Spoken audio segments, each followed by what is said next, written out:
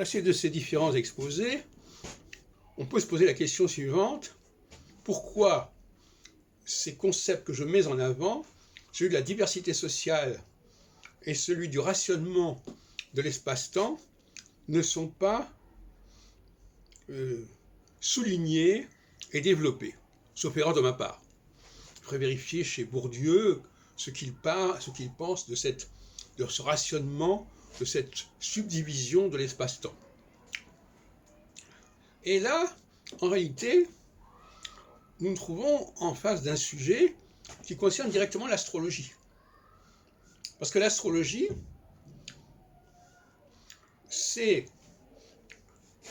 et le droit constitutionnel, d'une certaine manière, qui en dérive, d'une certaine manière, c'est la volonté de résoudre les problèmes d'espace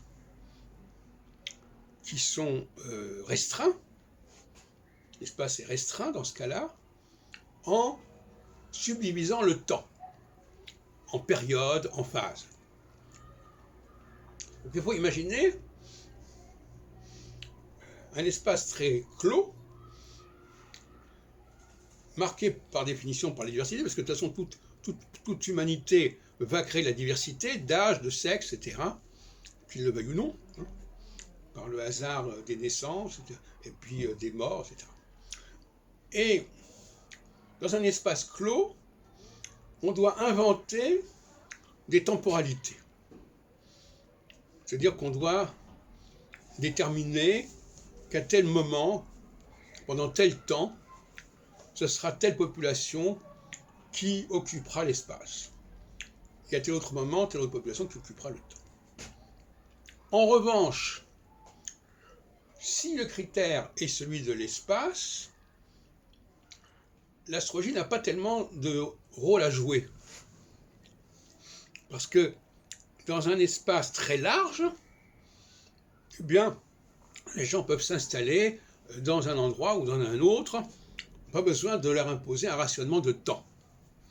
Donc on voit là que nous avons deux sociétés distinctes, dont l'une doit attacher beaucoup d'importance à tout ce qui est électorat, parce que l'électorat va structurer le temps, va déterminer quelles sont les équipes qui auront à être ici, et celles qui devront être en retrait.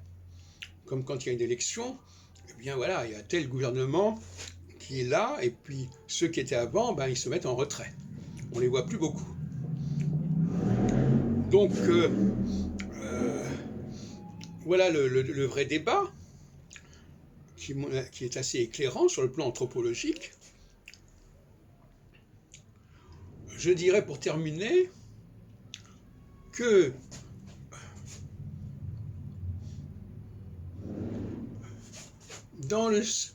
quand il y a un problème d'espace-temps qui n'est pas résolu, on peut recourir à des solutions de métissage. C'est-à-dire, on va dire, bon, bah, effectivement, ce sont des groupes très différents, mais on va les métisser. Alors, jusqu'à quel point peut-on métisser une société?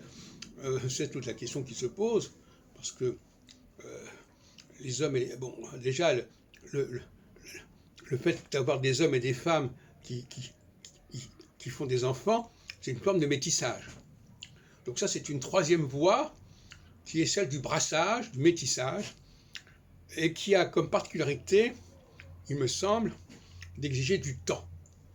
On ne peut pas métisser une société en un rien de temps. Voilà. Donc, c'est une perspective que je signale en passant.